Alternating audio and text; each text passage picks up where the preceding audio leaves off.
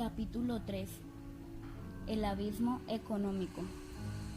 Nunca el Congreso de los Estados Unidos, al analizar el estado de la Unión, se ha encontrado con una perspectiva más placentera que la que existe en este momento. La gran riqueza que han creado nuestras empresas y nuestras industrias y que ha ahorrado nuestra economía ha sido distribuida ampliamente entre nuestra población y ha salido del país en una corriente constante para servir a la actividad benéfica y económica en todo el mundo. Las exigencias no se cifran ya en satisfacer la necesidad, sino en conseguir el lujo. El aumento de la producción ha permitido atender una demanda creciente en el interior y un comercio más activo en el exterior. El país puede contemplar el presente con satisfacción y mirar hacia el futuro con optimismo. Después de la guerra, el desempleo ha sido la enfermedad más extendida, insidiosa y destructiva de nuestra generación. Es la enfermedad social de la civilización occidental en nuestra época. Imaginemos que la Primera Guerra Mundial solo hubiera supuesto una perturbación temporal, aunque catastrófica, de una civilización y una economía. Habría recuperado la normalidad para continuar progresando en forma parecida a como Japón enterró a los 300.000 muertos que había causado el terremoto de 1923. Retiró los escombros que habían dejado sin hogar a 2 o 3 millones de personas y reconstruyó una ciudad igual que la anterior, pero más resistente a los terremotos. ¿Cómo habría sido en tal caso el mundo de entreguerras? Es imposible saberlo y no tiene objeto especular sobre algo que no ocurrió y que casi con toda seguridad no podría ocurrir. No es, sin embargo, una cuestión inútil, pues nos ayuda a comprender las profundas consecuencias que tuvo el hundimiento económico mundial del periodo de entreguerras en el devenir histórico del siglo XX. En efecto, si no hubiera producido la crisis económica, no habría existido Hitler y casi con toda seguridad tampoco Roosevelt. Además, difícilmente el sistema soviético habría sido considerado como un antagonista económico del capitalismo mundial y una alternativa al mismo. Las consecuencias de la crisis económica en el mundo no europeo o no occidental, a las que se alude brevemente en otro capítulo, fueron verdaderamente dramáticas, por decirlo en pocas palabras. El mundo de la segunda mitad del siglo XX es incomprensible sin entender el impacto de esta catástrofe económica. Este es el tema del presente capítulo. La Primera Guerra Mundial solo devastó algunas zonas del Viejo Mundo, principalmente en Europa.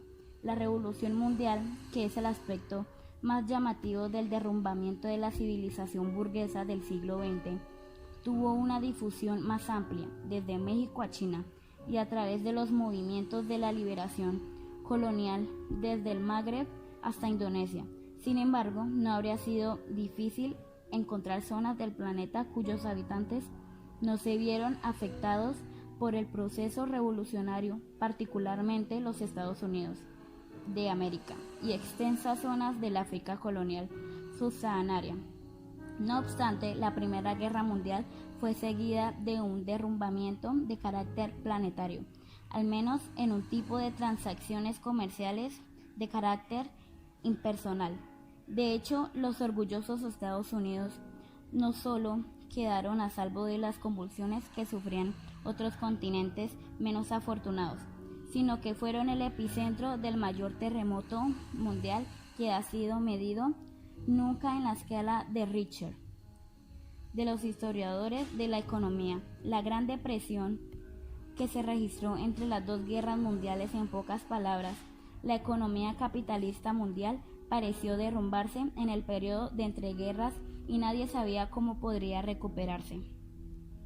El funcionamiento de la economía capitalista no es nunca uniforme y las fluctuaciones de diversa duración, a menudo muy intensas, constituyen una parte esencial de esta forma de organizar los asuntos del mundo.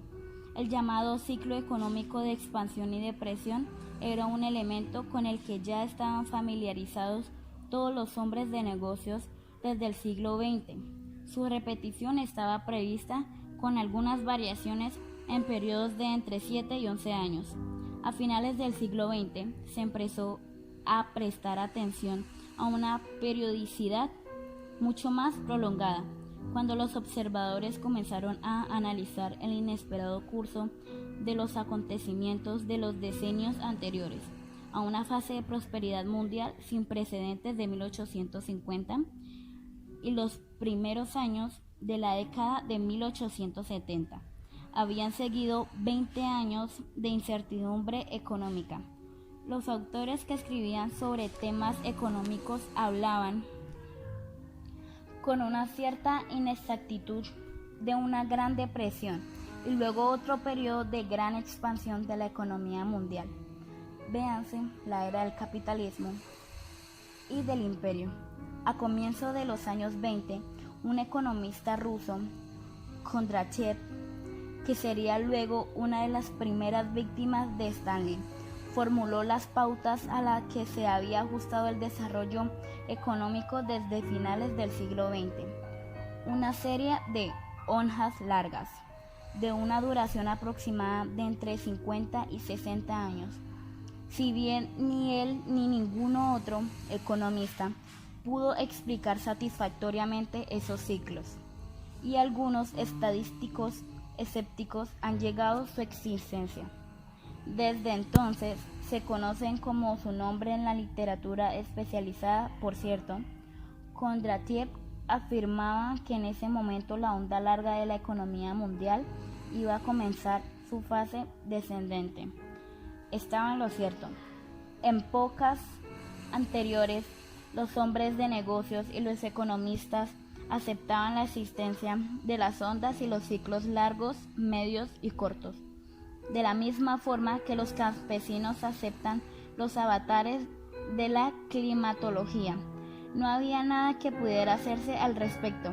Hacían surgir oportunidades o problemas y podían extrañar la expansión o la bancarrota de las partículas y las industrias.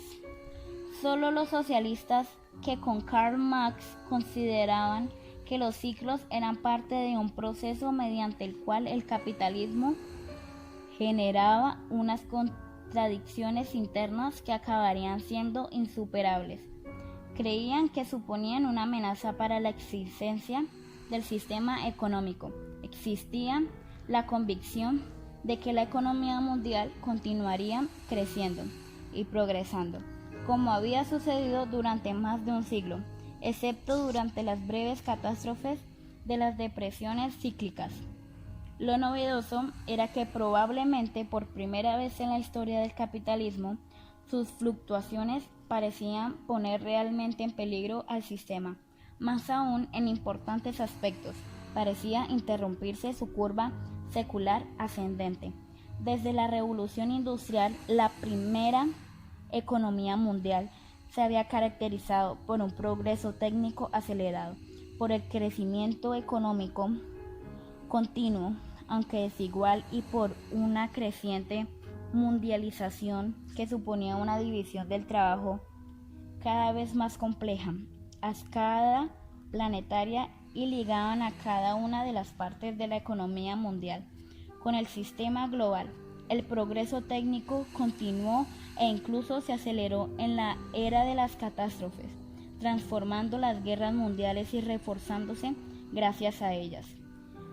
Aunque en las vidas de casi todos los hombres y mujeres predominaron las experiencias económicas de carácter cataclísmico, que culminaron en la Gran Depresión de 1929 y 1933.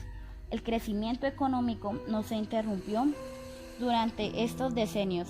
Simplemente se desaceleró en la economía de mayor envergadura y más rica de la época, la de los Estados Unidos. La tasa media de crecimiento del BIP entre 1913 y 1938 alcanzó solamente una cifra modesta, el 0,8% anual. La producción industrial mundial aumentó algo más de un 80% en los 25 años transcurridos de 1930, aproximadamente la mitad que en los 25 años anteriores. Como veremos, el contraste con el periodo posterior a 1945 sería aún más espectacular. Con todo, si un marciano hubiera observado la curva de los movimientos económicos desde una distancia suficiente como para que la pasasen por alto, las fluctuaciones que los seres humanos experimentaban, habría concluido con toda certeza que la economía mundial continuaba expandiéndose. Sin embargo, eso era cierto en un aspecto. La mundialización de la economía parecía haberse interrumpido.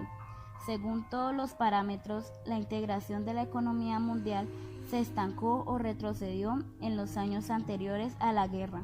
Se había registrado la migración más masiva de la historia, pero esos flujos migratorios habían cesado, o más bien habían sido interrumpidos por las guerras y las restricciones políticas. En los 15 años anteriores a 1914 desembarcaron en los Estados Unidos casi 15 millones de personas, en las que en 1930 y en los años de la guerra el flujo migratorio se interrumpió casi por completo, pues solo entraron en el país 650,000 personas. La migración procedente de la península ibérica, en su mayor parte hacia América Latina, disminuyó 1.750.000 personas en el decenio de 1911 y 1920, a menos de 250,000 en los años 30. El comercio mundial se recuperó de las conmociones de la guerra y de la crisis de posguerra para superar ligeramente el nivel de 1930. A finales de los años 20, cayó luego, durante el periodo de depresión y al finalizar la era de las catástrofes, 1948, su volumen no era mucho mayor que antes de la Primera Guerra Mundial. En contrapartida, se había más que duplicado entre los primeros años de la década de 1890 y 1913, y se multiplicaría por 5 en el periodo comprendido entre 1948 y 1971. El estancamiento resulta aún más sorprendente si se tiene en cuenta que una de las secuelas de la Primera Guerra Mundial fue la aparición de un número importante de nuevos estados en Europa y el Próximo Oriente. El incremento tan importante de la extensión de las fronteras nacionales induce a pensar que tendría que haberse registrado un aumento automático del comercio interestatal, ya que los intercambios comerciales que antes tenían lugar dentro del mismo país, por ejemplo, en Austria, Hungría o en Rusia, se habían convertido en intercambios internacionales. Las estadísticas del gobierno mundial se contabilizan el comercio que atraviesa fronteras nacionales. Asimismo, el trágico flujo de refugiados de la época de posguerra y posrevolucionaria, cuyo número se contabiliza ya en millones de personas, indica que los movimientos migratorios mundiales tendrían que haberse intensificado en lugar de disminuir. Durante la Gran Depresión pareció interrumpirse incluso el flujo internacional de capitales entre 1927 y 1933. El volumen de los préstamos internacionales disminuyó más del 90%. Se han apuntado varias razones para explicar ese estancamiento. Por ejemplo, que la principal economía nacional del mundo, los Estados Unidos, estaba alcanzando la situación de autosuficiencia, excepto en el suministro de algunas materias primas, y que nunca había tenido una gran dependencia del comercio exterior. Sin embargo, incluso en países siempre habían desarrollado una gran actividad comercial, como Gran Bretaña y los países escandinavos. Se hacía patente la misma tendencia. Los contemporáneos creían ver una causa más evidente de alarma y probablemente tenían razón. Todos los estados hacían cuanto estaba en su mano para proteger su economía frente a las amenazas del exterior, es decir, frente a una economía mundial que se hallaba en una difícil situación. Al principio, tanto los agentes económicos como los gobiernos esperaban que una vez superadas las perturbaciones causadas por la guerra, volvería a la situación de prosperidad económica anterior a 1914, que consideraban normal en los países que no sufrieron los efectos de la revolución y de la guerra civil.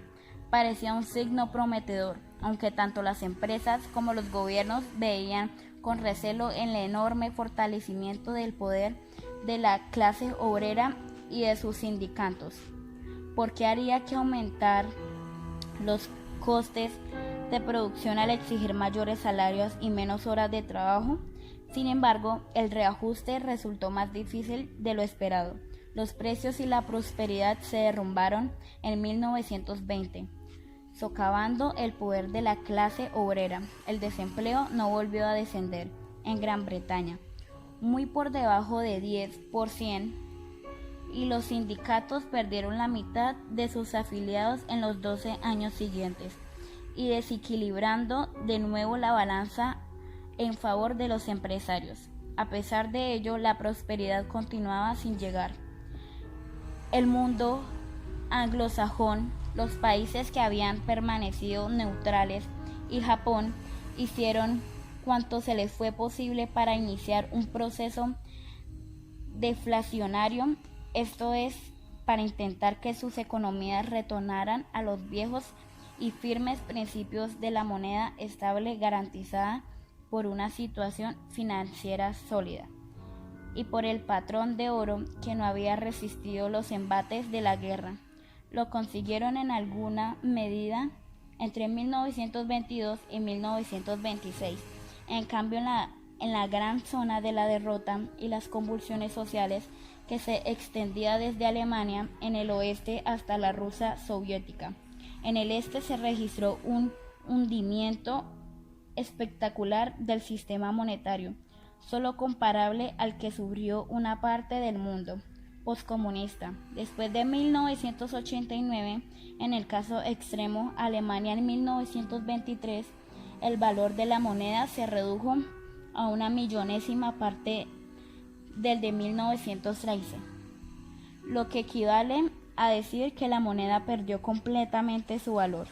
Incluso en casos menos extremos, las consecuencias fueron realmente dramáticas. El abuelo del autor, cuya póliza de seguros venció durante el periodo de inflación austriaca, contaba que cobró esa gran suma de moneda devaluada y que solamente le sirvió para pagar una bebida en el bar que acudía habitualmente. En suma, se esfumó por completo el ahorro privado, lo cual provocó una falta casi total de capital circularmente para las empresas. Eso explica una gran medida que durante los años siguientes la economía alemana tuviera una dependencia tan estrecha de los créditos exteriores, dependencia que fue la causa de su gran vulnerabilidad cuando comenzó la depresión. No era mucho mejor la situación en la URSS, aunque la desaparición del ahorro privado monetario no tuvo las mismas consecuencias económicas y políticas, debido fundamentalmente a la decisión de los gobiernos de dejar de imprimir papel moneda en cantidad ilimitada y de modificar el valor de la moneda. Aquellos alemanes que dependían de unos ingresos fijos y de sus ahorros se vieron en una situación de grave dificultad, aunque en Polonia, Hungría y Austria la moneda conservó algo de su valor.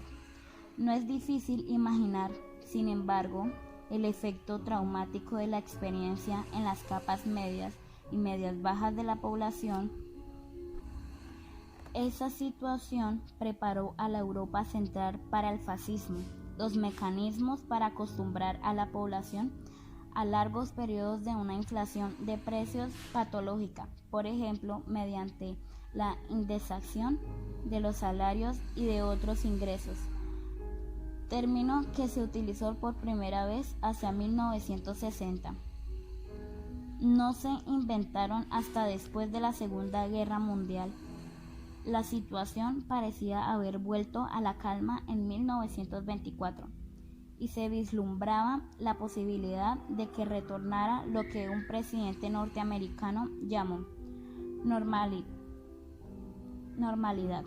En efecto, se reanudó el crecimiento económico mundial, aunque algunos productores de materias primas y productores alimentarios básicos, entre ellos los agricultores norteamericanos, sufrieron las consecuencias de un nuevo descenso del precio de los productos primarios. Después de una breve recuperación, los años 20 no fueron una época dorada para las explotaciones agrícolas en los Estados Unidos. Además, en la mayor parte de los países de la Europa occidental, el desempleo continuaba siendo sorprendentemente alto, patológicamente alto en comparación con los niveles anteriores. Hay que recordar que aún en los años de bonanza económica del decenio de 1920 y 1924, el desempleo fue el orden del 10-12% en Gran Bretaña, Alemania y Suecia, y no descendió del 17-18% en Dinamarca y Noruega.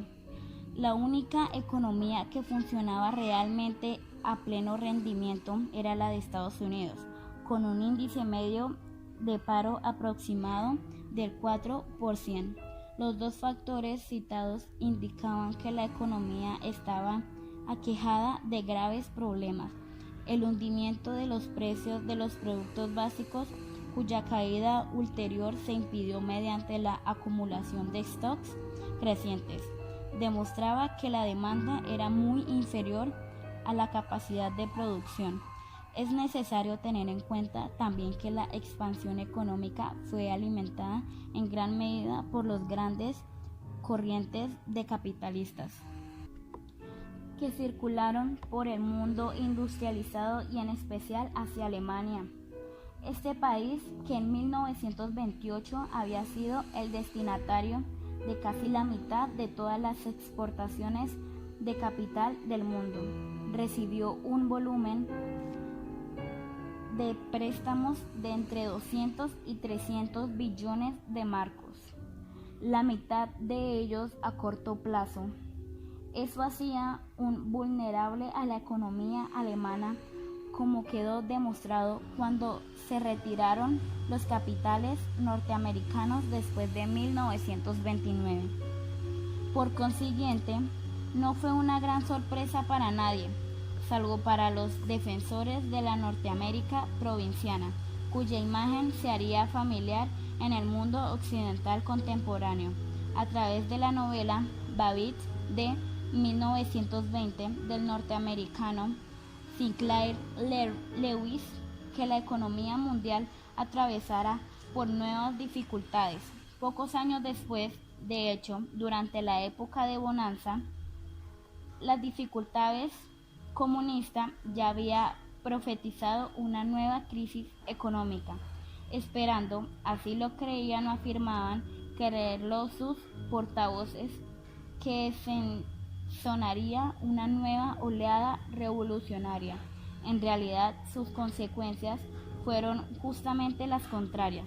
Sin embargo, en lo que nadie esperaba, ni siquiera las revoluciones en sus momentos de mayor optimismo, era la extraordinaria generalidad y profundidad de la crisis que se inició, como saben, incluso los no historiadores, con el crack de la bolsa de Nueva York El 29 de octubre de 1929 fue un acontecimiento de extraordinaria magnitud que supuso poco en un colapso de la economía capitalista mundial que parecía atrapada en un círculo vicioso donde cada descenso de los índices económicos, exceptuando en el desempleo que alcanzó cifras astronómicas, reforzaba la baja de todos los demás. Como señalaron los admirables expertos de la Sociedad de Naciones, aunque nadie los tomó muy en cuenta, la dramática recesión de la economía industrial de Norteamérica no tardó en golpear al otro gran núcleo industrial, Alemania. Aún en 1931, entre 1929 y 1931, la producción industrial disminuyó aproximadamente un tercio en los Estados Unidos y en una medida parecida en Alemania, si bien estas cifras son medias que suavizan la realidad. En los Estados Unidos, la gran compañía del sector eléctrico, Westinghouse, perdió 2/3 de sus ventas entre 1929 y 1933 y sus ingresos netos descendieron el 76% en 2 años. Se produjo una crisis en la producción de artículos de primera necesidad, tanto alimentos como en la producción de artículos de primera necesidad, materias primas, dado que sus precios, que ya se protegían acumulando existencias como antes, iniciaron una caída libre. Los precios del té y del trigo cayeron en 2/3 y el de la seda en bruto en 3/4.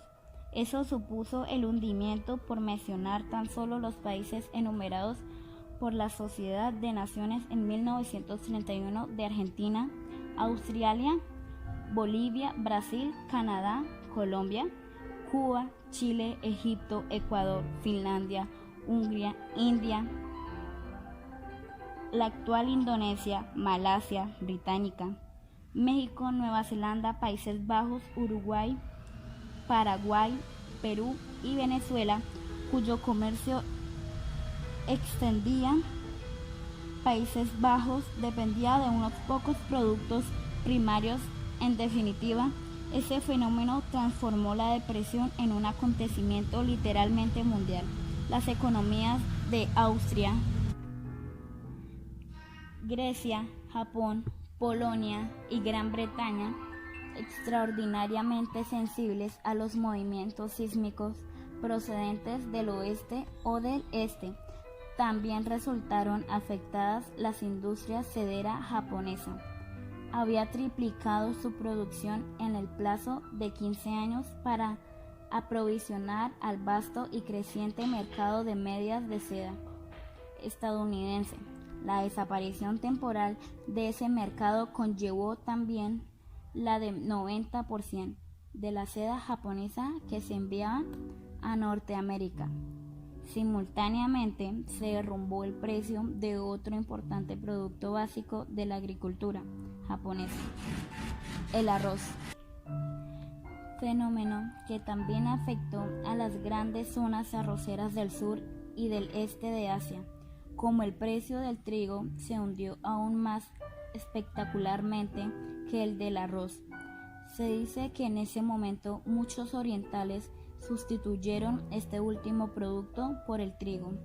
Sin embargo, el boom del pan de chapati y de los tallarines, si es que lo hubo, empeoró la situación de los agricultores en los países exportadores de arroz como Birmania, la Indochina francesa y Siam, la actual Tailandia. Latam 1981, los campesinos intentaron compensar el descenso de los precios aumentando sus cultivos y sus ventas, y eso tradujo una caída adicional de los precios. Esa situación llevó a la ruina a los agricultores que dependían del mercado, especialmente del mercado de exportación. salvo en los casos que pudieron volver a refugiarse en una producción de subsistencia, último reducto tradicional del campesino. Eso era posible en una gran parte del mundo subdesarrollado, y el hecho en el que la mayoría de la población del África, de Asia meridional y oriental y de América Latina fuera todavía campesina le permitió capear el temporal. Brasil se convirtió en la ilustración perfecta del despilfarro del capitalismo y de la profundidad de la crisis, con sus plantadores que intentaban desesperadamente impedir el hundimiento de los precios quemando café en lugar de carbón en las locomotoras de los trenes. Entre 2/3 y 3/4 del café que se vendía en el mercado mundial procedía de este país. De todas maneras, para los brasileños que aún vivían del campo, en su inmensa mayoría, la Gran Depresión fue mucho más llevadera que los cataclismos económicos de los años 80, sobre todo porque en aquella crisis las expectativas económicas de la población pobre eran todavía muy modestas. Sin embargo, los efectos de la crisis se dejaron sentir incluso en los países agrarios coloniales. Así parece indicarlo el descenso en torno a las 2 en Costa de Oro, la actual Ghana, donde el mercado del cacao se habían hundido completamente, por no mencionar el recorte de las importaciones de Ginebra en un 98%, para quienes, por definición, no poseían control o acceso a los medios de producción, salvo que pudieran retornar a las aldeas al seno de una familia campesina, es decir, para los hombres y mujeres que trabajaban a cambio de un salario. La principal consecuencia de la depresión fue el desempleo en una escala inimaginada y sin precedentes, y por mucho más tiempo del que nadie pudiera haber previsto. En los momentos peores de la crisis de 1932 y 1933. Los índices de paro se situaron en el 22 y 23% en Gran Bretaña y Bélgica, el 24% en Suecia, el 27% en los Estados Unidos, el 29% en Austria, el 31% en Noruega, el 32% en Dinamarca y en no menos del 44% en Alemania. Además, la recuperación que se inició a partir de 1933 no permitió reducir la tasa media de desempleo de los años 30 por debajo del 16 o 17% en Gran Bretaña y Suecia, y del 20% en el resto de Escandinavia. En Austria y en los Estados Unidos, el único estado occidental que consiguió acabar con el paro fue la Alemania nazi entre 1933 y 1938. Nadie podía recordar una catástrofe económica de tal magnitud en la vida de los trabajadores. Lo que hizo aún más dramática la situación fue que los sistemas públicos de seguridad social, incluido el subsidio de desempleo, no existían en el caso de los Estados Unidos, o eran extraordinariamente insuficientes, según nuestros criterios actuales, sobre todo para los desempleados en periodos largos. Esta es la razón por la que la seguridad ha sido siempre una preocupación fundamental de la clase trabajadora. Protección contra las temidas cintumbadores del empleo, es decir, los salarios, la enfermedad o los accidentes, y contra la temida certidumbre de una vejez sin ingresos. Eso explica también que los trabajadores soñaran con ver a sus hijos ocupando un puesto de trabajo modestamente pagado pero seguro, y que le diera derecho a a una jubilación. Incluso en el país donde los sistemas de seguro de desempleo estaban incluso en el país de la depresión, Gran Bretaña, no alcanzaban ni siquiera al 60% de la población trabajadora.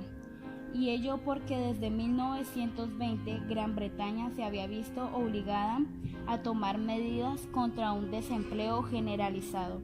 En los demás países de Europa, excepto en Alemania, donde más del 40% tenía derecho a percibir un seguro de paro, la proporción de los trabajadores protegidos en ese apartado oscilaba entre 0 y el 25%. Aquellos que se habían acostumbrado a trabajar intermitentemente o a atravesar por periodos de desempleo cíclico comenzaron a sentirse desesperados cuando una vez hubieron gastado sus pequeños ahorros y agotado el crédito en las tiendas de alimentos, veían imposible encontrar un trabajo. De ahí el impacto traumático que tuvo en la política de los países industrializados. El desempleo generalizado, consecuencia primera y principal de la Gran Depresión para el grueso de la población. Poco les podía importar que los historiadores de la economía y la lógica puedan demostrar que la mayor parte de la mano de obra que estuvo empleada incluso durante los peores momentos había mejorado notablemente su posición, dado que los precios descendieron durante todo el periodo de entreguerras y durante los años más duros de la depresión.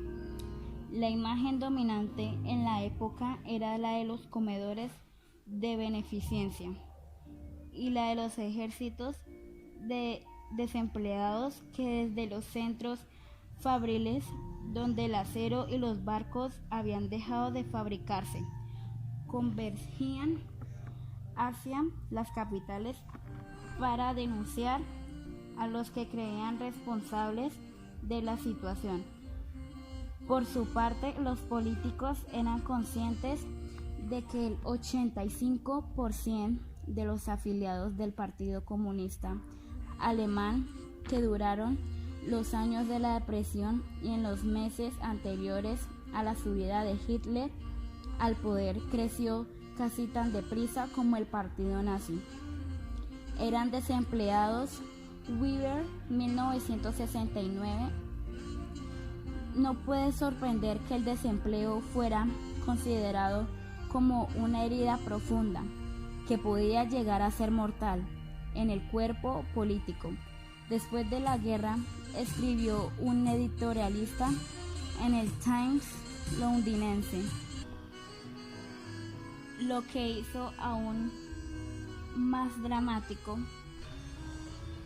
De ahí el impacto traumático que tuvo en la política de los países industrializados, el desempleo generalizado, consecuencia primera y principal de la Gran Depresión para el grueso de la población y de los barcos. No puede sorprender que el desempleo fuera considerado como una herida profunda. Curiosamente, el sentimiento de catástrofe y desorientación causado por la Gran Depresión fue mayor entre los hombres de negocios, los economistas y los políticos que entre las masas. El desempleo generalizado y el hundimiento de los precios agrarios perjudicó gravemente a estas masas, pero estaba segura de que existía una solución política para estas injusticias, ya fueran en la derecha o en la izquierda, que haría posible que los pobres pudiesen ver satisfechas sus necesidades. Era por contra la inexistencia de soluciones en el marco de la vieja economía liberal lo que hacía tan dramática la situación de los responsables de las decisiones económicas. A su juicio, para hacer frente a corto plazo a las crisis inmediatas. A su juicio, para hacer frente a corto plazo a las crisis inmediatas, se veían obligados a socavar la base a largo plazo de una economía mundial floreciente, en un momento en el que el comercio mundial disminuyó el 60% en 4 años, 1929 y 1932. Los estados comenzaron a levantar barreras cada vez mayores para proteger sus mercados nacionales y sus monedas frente a los ciclones económicos mundiales, aún sabedores de que eso significaba desmantelar el sistema mundial de comercio multilateral en el que, según creían, debía sustentarse la prosperidad del mundo. La piedra angular de ese sistema, la llamada cláusula de la nación más favorecida, desapareció de casi el 60% de los 550 acuerdos comerciales que se firmaron entre 1931 y 1939, y cuando se conservó lo que fue forma limitada, Snyder, 1940, ¿cómo acabaría todo? ¿Sería posible salir de ese círculo vicioso? Más adelante se analizarán las consecuencias políticas inmediatas de ese episodio, el más traumático en la historia del capitalismo, pero es necesario referirse sin demora a su más importante consecuencia a largo plazo. En pocas palabras, la Gran Depresión desterró el liberalismo económico durante medio siglo en 1931 y 1932. Gran Bretaña, Canadá, todos los países escandinavos y Estados Unidos abandonaron el gran patrón de oro que siempre había sido considerado como el fundamento de un intercambio internacional estable, y en 1936 se sumaron a la medida incluso los más fervientes partidarios.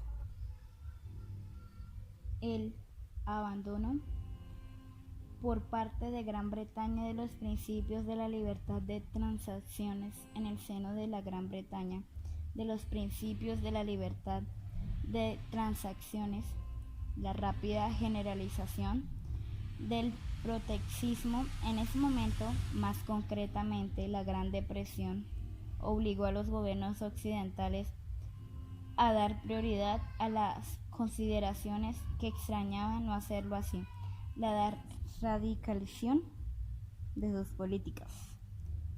El peligro que extrañaba no hacerlo así, la radicalización de la izquierda, y como se demostró en Alemania y en otros países de la derecha, era excesivamente amenazador.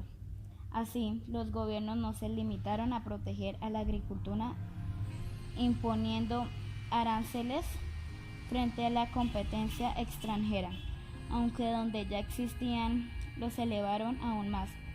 Durante la depresión subvencionaron la actividad agraria garantizando los precios al productor, comprando los excedentes o pagándose a los agricultores para que no produjeran, como ocurrió en los Estados Unidos desde 1933. Los orígenes de las extrañas paradojas de la política agraria común de la Comunidad Europea, debido a la cual en los años 70 y 80 una minoría cada vez más se exigía de campesinos, amenazó con causar la bancarrota comunitaria en razón a las subvenciones que recibían, se remontan a la Gran Depresión. En cuanto a los trabajadores, una vez terminada la guerra, el pleno empleo, es decir, la eliminación del desempleo generalizado, pasó a ser objetivo básico de la política económica en los países en los que se instauró el capitalismo democrático reformado, cuyo más célebre profeta y pionero, aunque no el único, fue el economista británico John Maynard Keynes, 1883-1946. La doctrina keynesiana propugnaba la eliminación permanentemente político. Los keynesianos sostenían acertadamente que la demanda que generaba los ingresos de los trabajadores ocupados tendrían un efecto estimulante sobre las economías deprimidas. Sin embargo, la razón por la que se dio la máxima prioridad a ese sistema de estímulo de la demanda, el gobierno británico asumió ese objetivo. Antes incluso de que estallara la era social y políticamente explosivo, tal como había quedado demostrado durante la depresión. Esa convicción era tan sólida que cuando muchos años después volvió a producirse un desempleo en gran escala, y especialmente durante la grave depresión de los primeros años de la década de 1980, los observadores e incluso el autor de este libro estaban convencidos de que sobrevendrían graves conflictos sociales y se sintieron sorprendidos de que eso no ocurriera. En gran parte eso se debió a otra medida adoptada durante temas modernos de seguridad social. A quien puede sorprender que los temas modernos de seguridad social. Estados Unidos aprobaron su ley de seguridad social en 1935. No hemos acostumbrado de tal forma a la generalización a escala universal de ambiciosos sistemas de seguridad social en los países desarrollados de capitalismo industrial, con algunas excepciones como Japón, Suiza y los Estados Unidos, que olvidamos cómo eran los estados de bienestar en el sentido moderno de la expresión antes de la Segunda Guerra Mundial. E incluso los países escandinavos estaban tan solo comenzando a implantarlos en ese momento. De hecho, la expresión estado del bienestar no comenzó a utilizarse hasta los años 40. Un hecho subrayaba el trauma derivado de la Gran Depresión. El único país que había rechazado el capitalismo, la Unión Soviética, parecía ser inmune a sus consecuencias, mientras el resto del mundo, o al menos el inmersa en un proceso de industrialización acelerada, con la aplicación de multiplicó entre 1929 y 1930 la producción industrial, mientras que durante el mismo periodo la cuota conjunta de los Estados Unidos, Gran Bretaña y Francia disminuyó del 59 al 52% del total mundial. Además, en la Unión Soviética no existirá desempleo. Esos logros impresionaron a los observadores extranjeros de todas las ideologías, incluido el reducido pero influyente flujo de turistas, economía soviética, y que la crueldad y la brutalidad de la colectivización importaba realmente no era el fenómeno de la URSS, sino el hundimiento de su propio sistema económico, la profundidad de la crisis del capitalismo occidental. ¿Cuál era el secreto del sistema soviético? ¿Podía extraerse alguna enseñanza de su funcionamiento? A raíz de los planes quincenales de políticos, los términos plan y planificación estaban en boca de todos los políticos. Ejemplo, en Bélgica y Noruega, Sir Arthur Salter, un funcionario británico distinguido y uno de los pilares de la clase dirigente, escribió un libro titulado Recovery, para demostrar que gran parte del país y el mundo pudieran sociedad al círculo vicioso de la Gran Depresión de esa social construir un círculo. Otros funcionarios británicos moderados establecieron un grupo de reflexión abierto al que dieron el nombre de PEP, Political and Economic Training, Planificación Económica y Política. Una serie de jóvenes políticos conservadores como el futuro primer ministro Harold Macmillan, 1894-1986, se convirtieron en defensores de la planificación. Los mismos nazis plagiaron la idea cuando Hitler inició un plan cuatrinal por razones que se analizarán en el próximo capítulo. El éxito de los nazis en la superación de la depresión a partir de 1933 tuvo menos repercusiones internacionales. ¿Cuál es la causa del mal funcionamiento de la economía capitalista en el periodo de entreguerras? Para responder esta pregunta es impredecible tener en cuenta la situación de los Estados Unidos, pues si en Europa, al menos en los países beligerantes, los problemas económicos pueden explicarse en función de las perturbaciones de la guerra y la posguerra. Los Estados Unidos solo habían tenido una breve, aunque decisiva, intervención en el conflicto. La Primera Guerra Mundial, lejos de desquiciar su economía, la benefició, como ocurriría también con la Segunda Guerra Mundial. De manera espectacular, en 1913, los Estados Unidos eran ya la mayor economía del mundo con la tercera parte de la producción industrial, algo menos de la suma total de lo que producían conjuntamente Alemania, Gran Bretaña y Francia. En 1929 produjeron más del 42% de la producción mundial frente a algo menos del 28% de las tres potencias industriales europeas. Frente a esa cifra es realmente asombrosa. Concretamente, de cero aumentó un 25% en los Estados Unidos. En el resto del mundo disminuyó un tercio. En resumen, al terminar la Primera Guerra Mundial, el procedimiento de la economía estadounidense es el escenario internacional. Era tan claro como el que conseguiría después de la Segunda Guerra Mundial, que fue la depresión la que interrumpió temporalmente esa situación hegemónica. La guerra no solo reforzó su posición de principal productor mundial, sino lo que convirtió en el principal acreedor del mundo. Los británicos habían perdido aproximadamente una cuarta parte de sus inversiones mundiales, que tuvieron que desprenderse para comprar suministros de guerra. Por su parte, los franceses, que perdieron la mitad de sus inversiones como consecuencia. En suma, solo la situación de los Estados Unidos puede explicar la crisis económica mundial.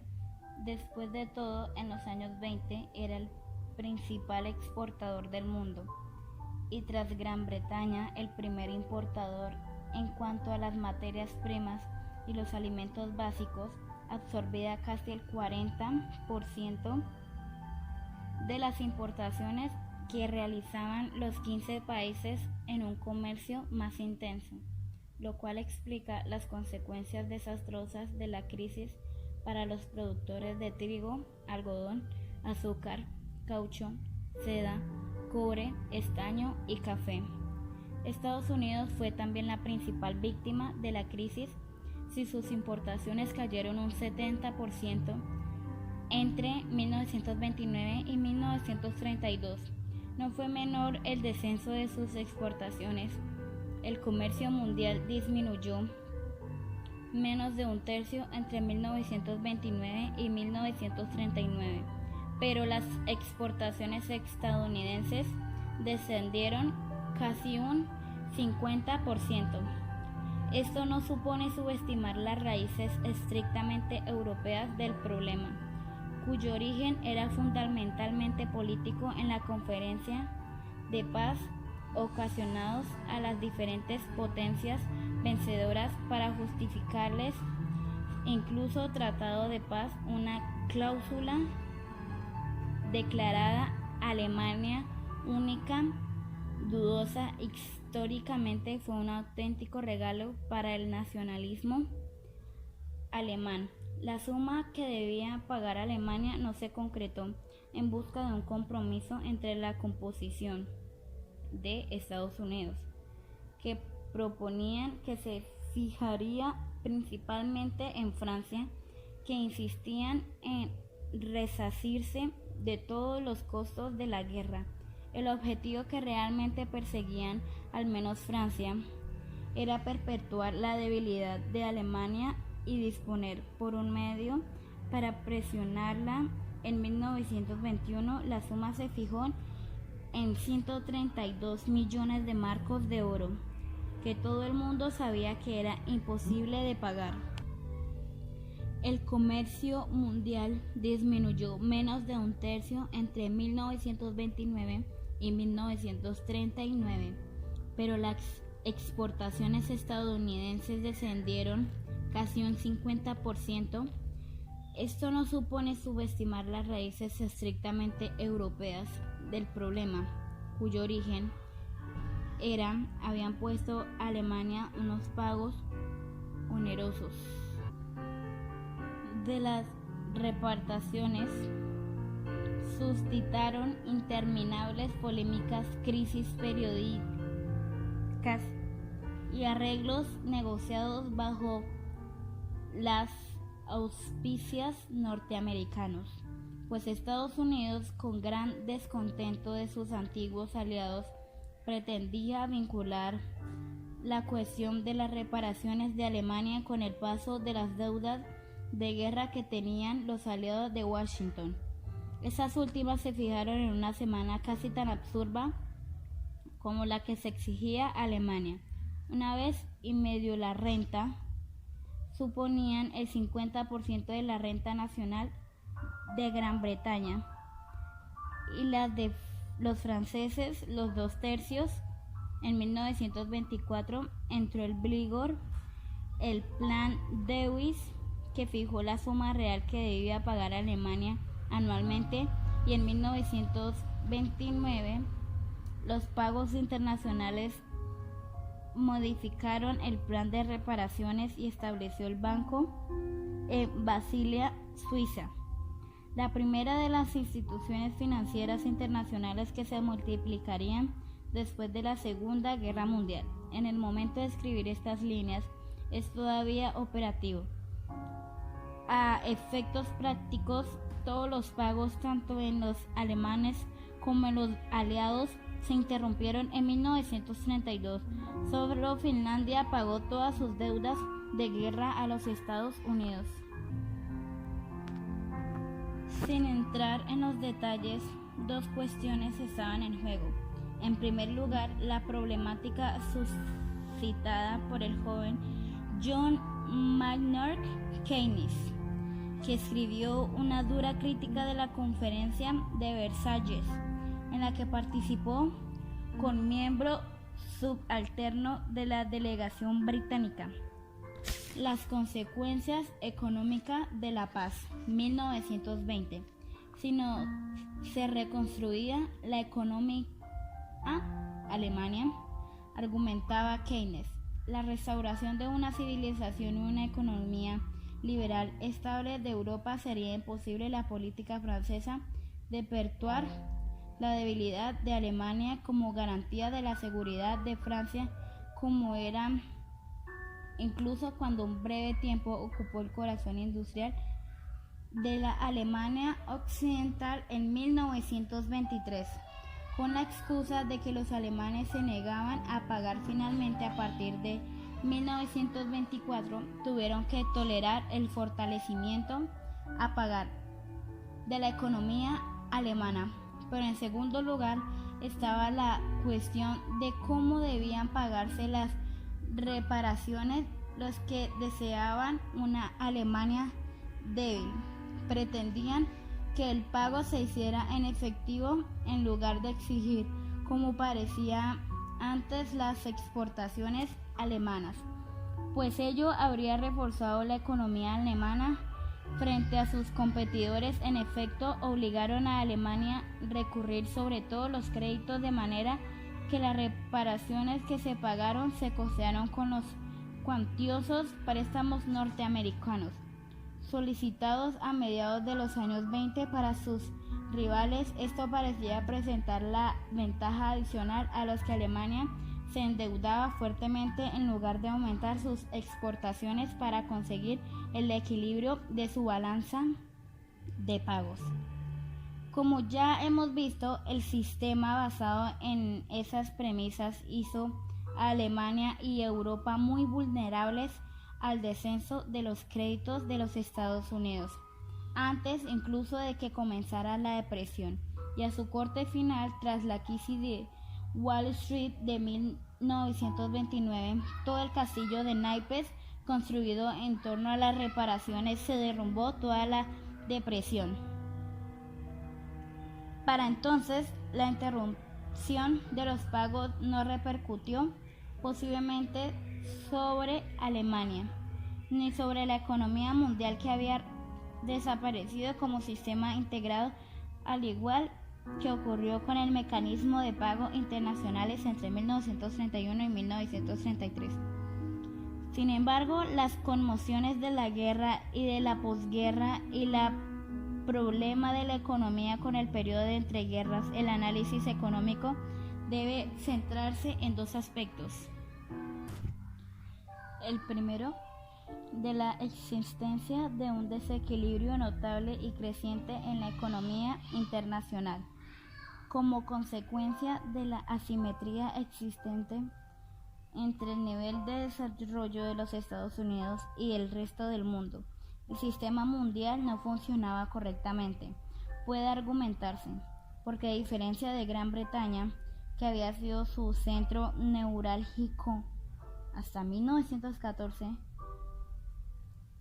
Estados Unidos no necesitaba al resto del mundo.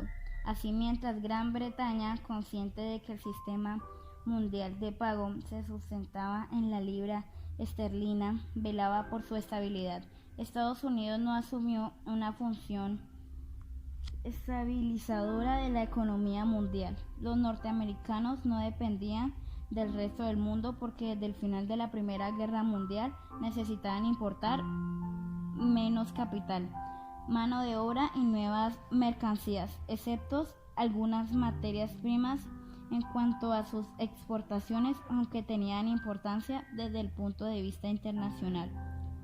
Hollywood monopolizaba prácticamente el mercado internacional del cine. Tenían mucha menos trascendencia para la renta nacional que en cualquier otro país industrial. Puede discutirse el alcance real de las consecuencias de este aislamiento de Estados Unidos con respecto a la economía mundial, pero es indudable que esta explicación de la crisis influyó en los economistas y políticos estadounidenses en los años 40 y contribuyó a convencer a Washington de que debía responsabilizarse de la estabilidad de la economía mundial después de 1945. El segundo aspecto destacable de la depresión es la incapacidad de la economía mundial para generar una demanda suficiente que pudiera sustentar una expansión duradera como la que ya hemos visto. Las bases de la prosperidad de los 20 años no eran firmes, ni siquiera en los Estados Unidos, donde la agricultura estaba ya en situación deprimida y los salarios incluso se estancaron en los últimos años desquiciados de euforia económica. Como tantas veces ocurre en las economías de libre mercado durante las épocas de prosperidad, al estancarse los salarios, los beneficios aumentaron de manera desproporcionada y el sector acomodado de la población fue el más favorecido, pero al no existir un equilibrio entre la demanda y la productividad del sistema industrial en rápido incremento en esos días que vieron el triunfo de Henry Ford, el resultado fue la sobreproducción y la especulación. A su vez, historiadores y economistas que todavía continuaban debatiendo la cuestión, la debilidad de la demanda impresionó profundamente a los contemporáneos que ahí seguían con gran interés a la actuación política del gobierno. Entre ellos hay que destacar a John Keynes. Cuando se produjo el hundimiento, este fue lógicamente mucho más espectacular en Estados Unidos, donde se había intentado reforzar los demás mediante una gran expansión de crédito a los consumidores. Los lectores que recuerdan lo que sucedió a finales de los años 80 estarán familiarizados ya con esta situación.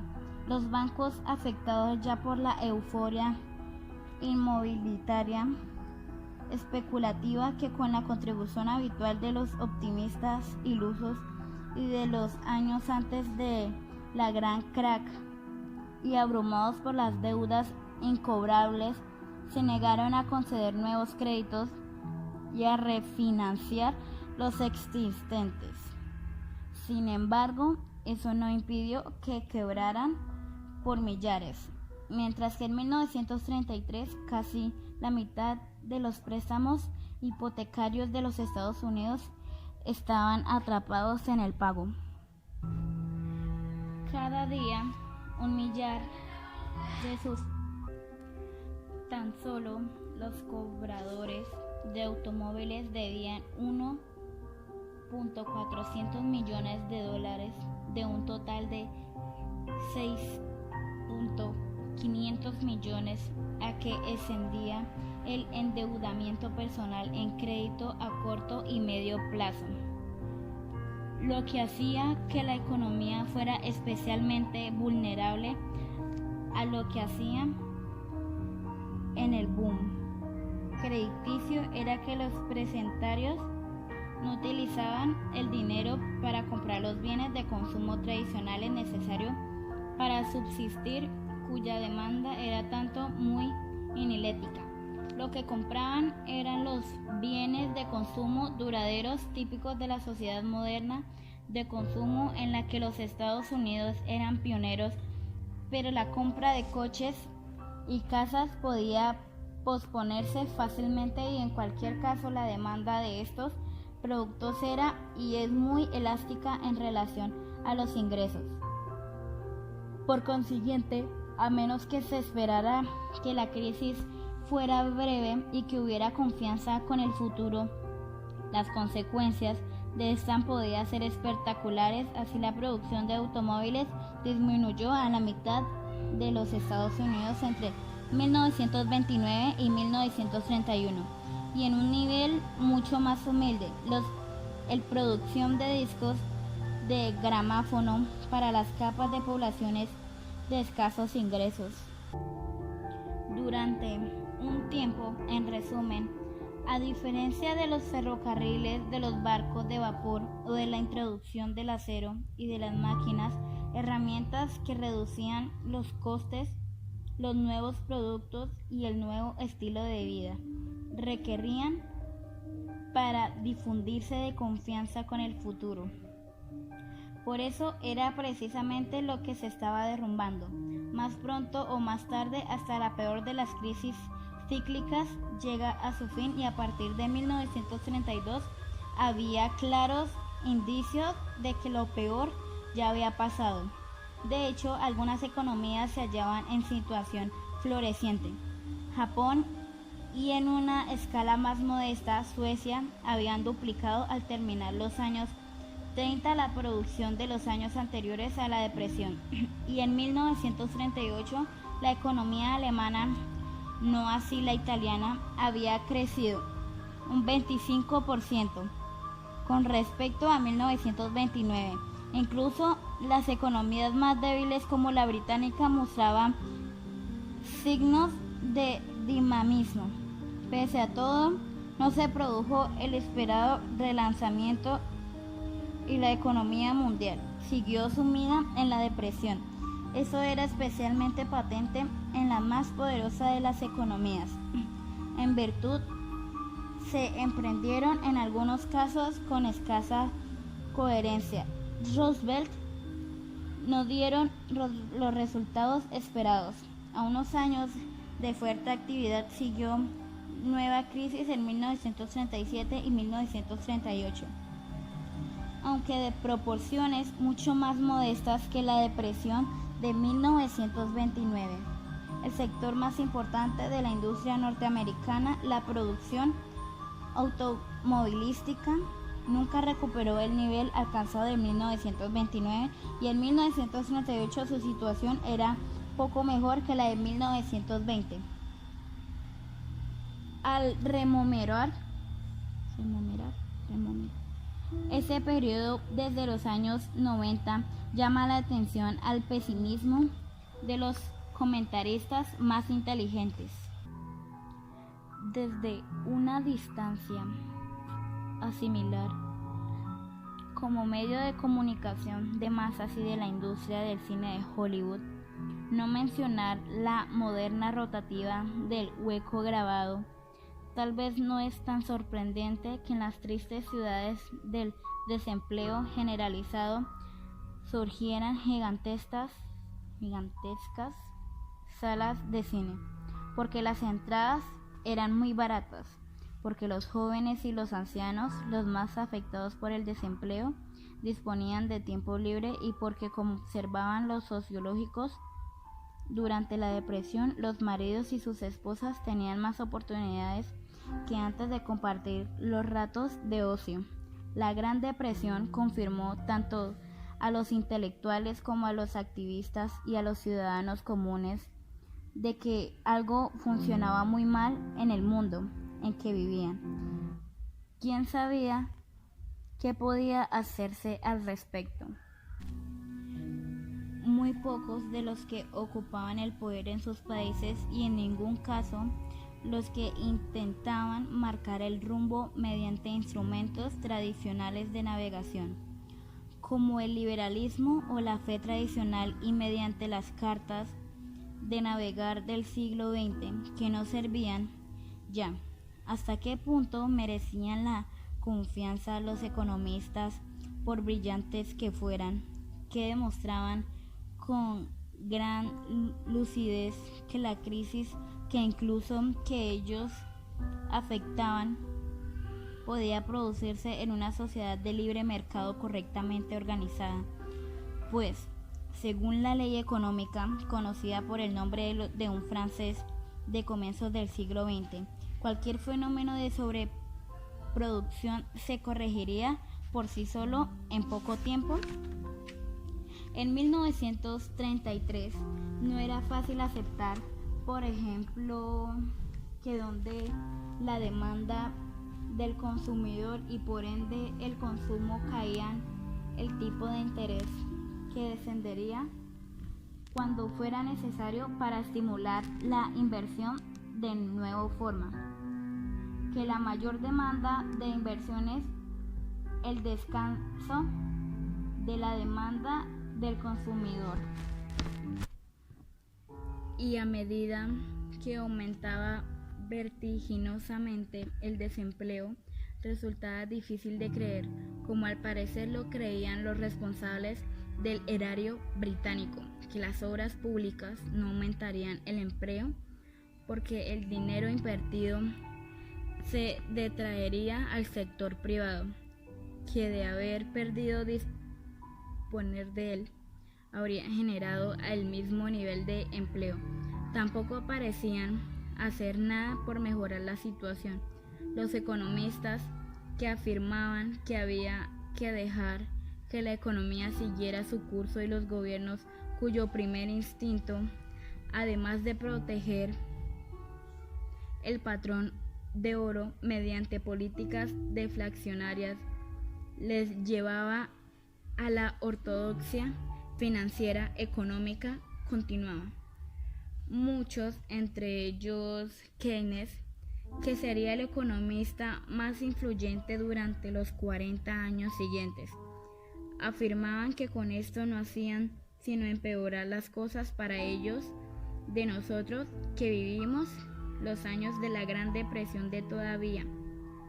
Resulta incomprensible que la ortodoxia del mercado libre, tan patentemente desacreditada, haya podido predecir nuevamente un periodo general de depresión a finales de los años 80 y comienzos de los años 90, en el que se ha mostrado igualmente incapaz de aportar soluciones.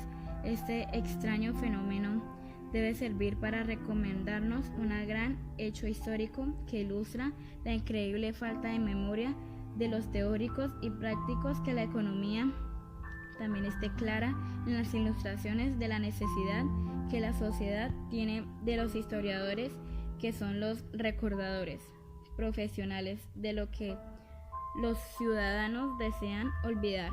En cualquier caso, ¿qué pensaba de una economía de mercado libre cuando el dominio cada vez mayor de las grandes empresas ridiculizaban el concepto de competencia perfecta, y cuando los economistas que criticaban a Karl Marx podían comprobar cuán acertada había estado, especialmente al profetizar la concentración del capital?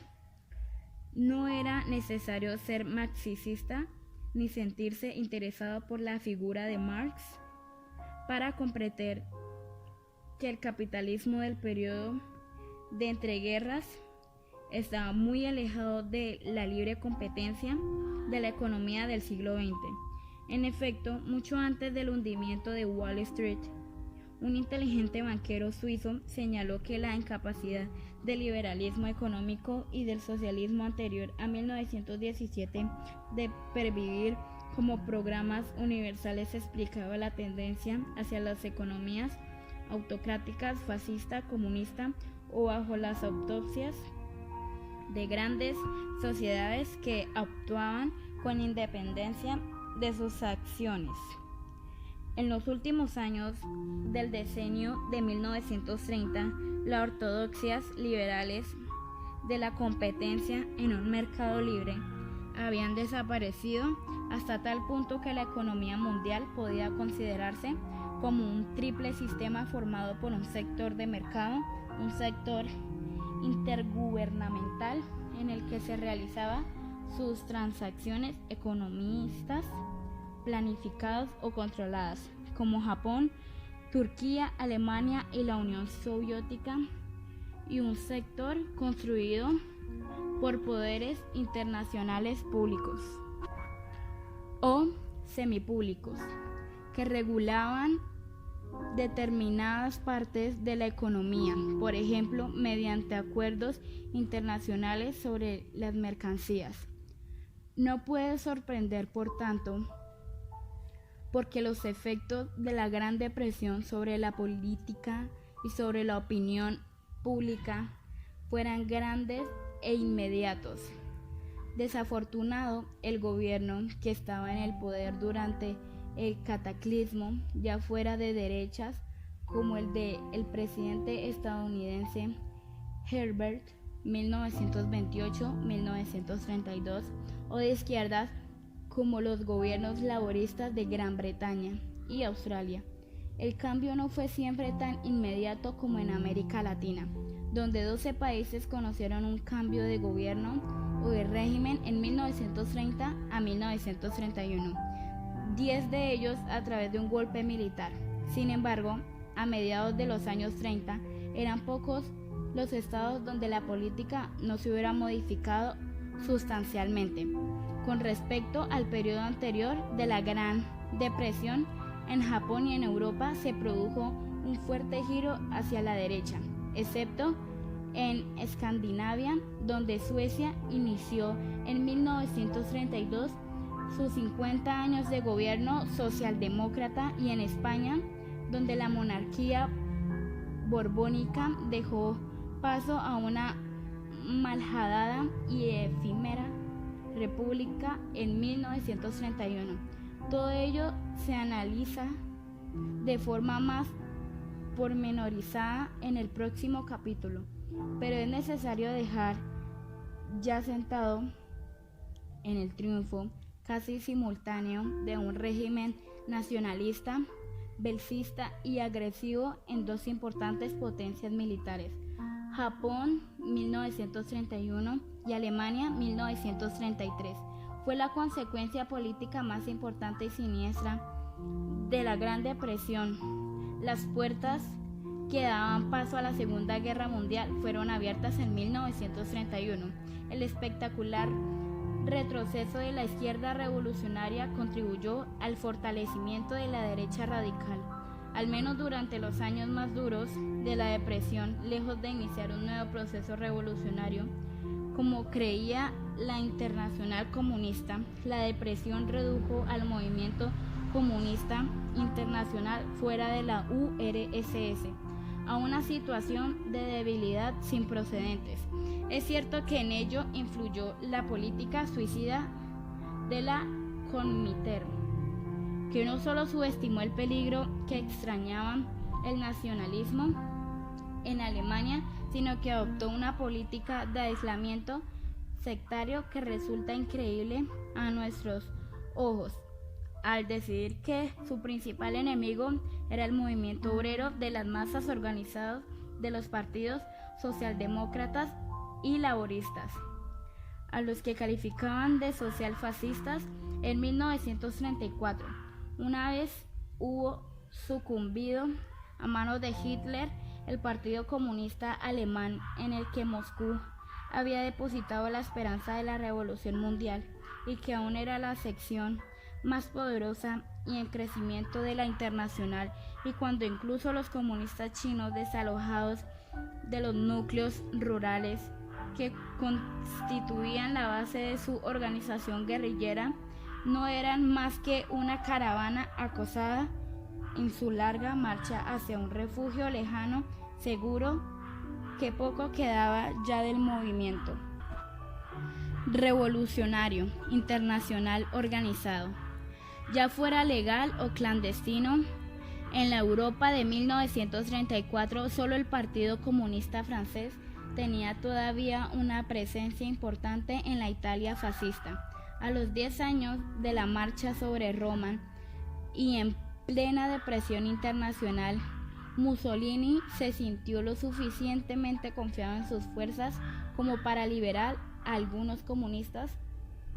Para celebrar este aniversario, Cipriano 1969, pero esta situación cambiaría en el lapso de unos pocos años. De cualquier manera, de la conclusión que puede llegarse es que en Europa el resultado inmediato de la depresión fue justamente el contrario del que prevenían los revolucionarios sociales. El retroceso de la izquierda no se limitó al declive de los comunistas. Para celebrar, confiados en sus fuerzas como para liberar a algunos comunistas, cambiaría en el lapso. En el retroceso de la izquierda no se limitó al declive. Sin embargo, la situación era diferente fuera de Europa.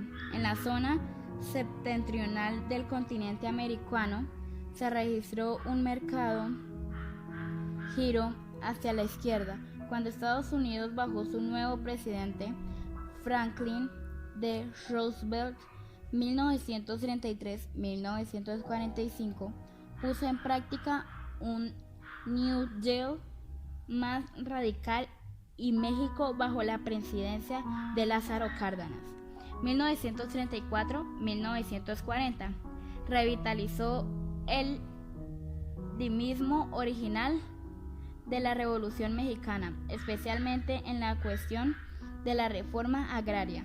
También surgieron poderosos movimientos políticos sociales que en Crédito Social y la Federación Cooperativa del Commonwealth, el actual Nuevo Partido Democrático, organizaciones de izquierda según los criterios de los años 30.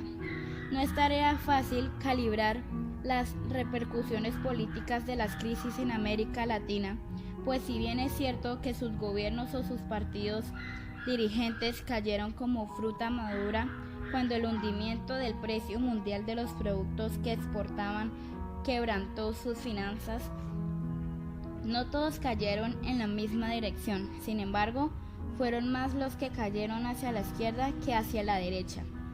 Aunque solo fuera por breve tiempo, Argentina inició la era de los gobiernos militares después de un prolongado periodo de gobierno civil. Quedaron relegados a un segundo plano. El país giró claramente hacia la depresión para desalojar el poder a uno de los escasos dictadores presidentes que han existido en el país antes de la guerra de Pinochet, Carlos Ibáñez, 1927-1931, y dio un tumultuoso grito a la izquierda.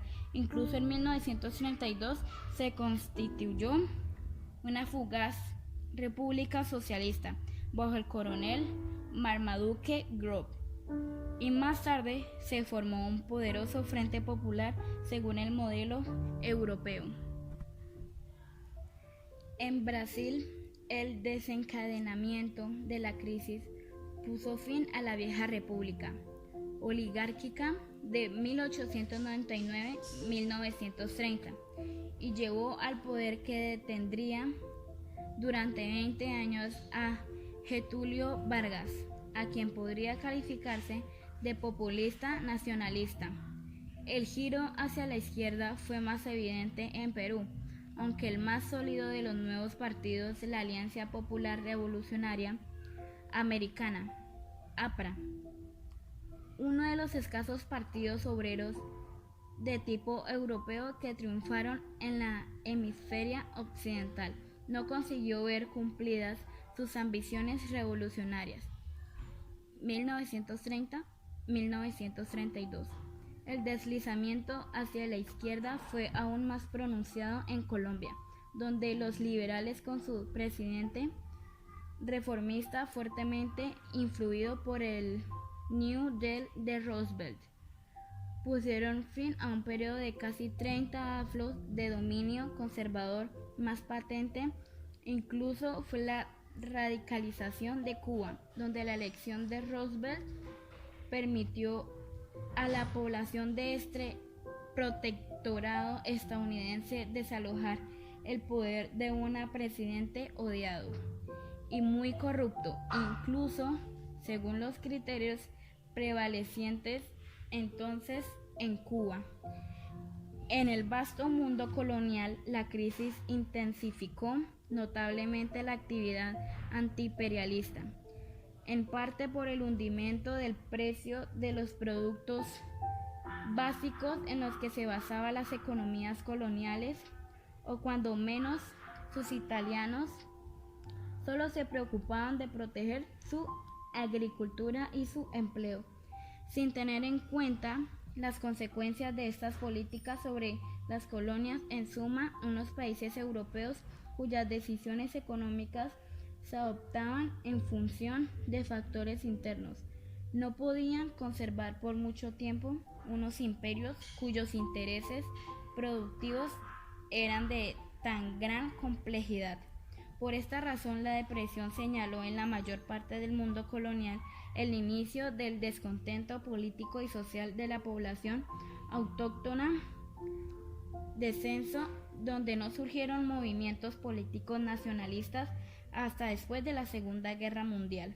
Tanto en el África Occidental británica como en el Caribe comenzaron a producirse disturbios civiles, fruto directo de la crisis en los países donde ya existían movimientos nacionales anticoloniales. Los años de la depresión agudizaron el conflicto, particularmente en aquellos lugares en el que la agitación política había llegado a las masas. Después de todo, fue duramente esos años cuando se registró la expansión de los hermanos musulmanes en Egipto, creados en 1928, y cuando Gandhi movilizó por segunda vez a la gran masa de la población india, 1931, en las elecciones irlandesas de 1932, ha de explicarse como una tardía reacción anticolonial al derrumbamiento económico.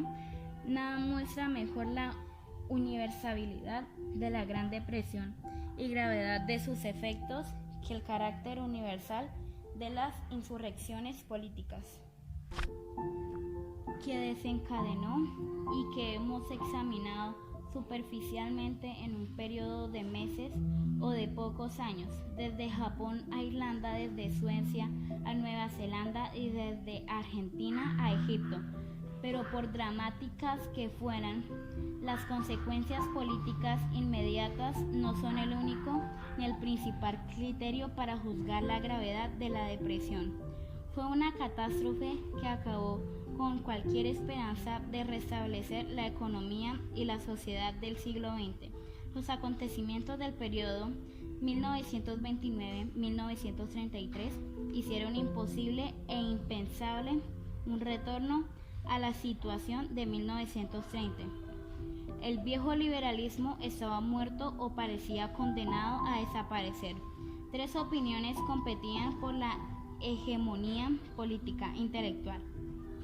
La primera era el comunismo marxista. Después de todo, las predicciones de Marx parecían estar cumpliéndose, como tuvo que oír incluso la Asociación Económica Norteamericana en 1938. Y además, eso era más impresionante aún, la URSS parecía inmune a la catástrofe. La segunda opción era un capitalismo que había abandonado la fe de los principios del mercado libre y que había sido reformado por una especie de maridaje informinista. En el periodo de la posguerra demostraría ser la opción más eficaz. Sin embargo, al principio no fue tanto un programa consciente o una alternativa política, como la convicción de que era necesario evitar que se produjera una crisis como la que se acababa de superar y, en el mejor de los casos, una disposición a experimentar otras fórmulas. Estimulada por el fracaso del liberalismo clásico, la política socialdemócrata sueca del periodo posterior a 1932, al menos a juicio de uno de sus principales inspiradores, Gunnar Myrdal, fue una reacción consciente de los fracasos de la ortodoxia económica que había aplicado el desastroso gobierno laborista en Gran Bretaña en 1929 y 1931. En la fracasada economía de libre mercado, en efecto, hasta 1936, no se publicó la obra de Keynes, Teoría General del Empleo, el Interés y el Dinero, que fue la más importante contribución de ese proceso de elaboración teórica. Hasta la Segunda Guerra Mundial y posteriormente no se formularía una práctica de gobierno alternativa, la dirección y gestión macroeconómica de la economía basada en la contabilidad de la renta nacional, aunque tal vez por influencia de la URSS en los años 30 los gobiernos y otras instancias públicos comenzaron a estimar la cuantía de su producto o renta total. La tercera opción era el fascismo, que la depresión convirtió en un movimiento mundial, o más exactamente en un peligro mundial. La versión alemana del fascismo, el nacionalismo, se benefició tanto de la tradición intelectual alemana que, a diferencia de la austríaca, había rechazado las teorías neoclásicas del liberalismo económico, que constituían la ortodoxia internacional desde la década de 1880, como la existencia de un gobierno implacable decidió a terminar con el desempleo a cualquier precio. Hay que reconocer que afrontó la Gran Depresión rápidamente y con más éxito que ningún otro gobierno. Los logros del fascismo italiano son mucho menos espectaculares. Sin embargo, no era ese su mayor atractivo en una Europa que había perdido el rumbo. A medida que la Gran Depresión fortaleció la marea del fascismo, empezó a hacerse cada vez más patente que en la era de las catástrofes, no solo la paz, la estabilidad social, la economía, sino también las instituciones políticas y los valores intelectuales de la sociedad burguesa liberal del siglo XX estaban retrocediendo, derrumbándose. En ese proceso centraremos ahora la atención.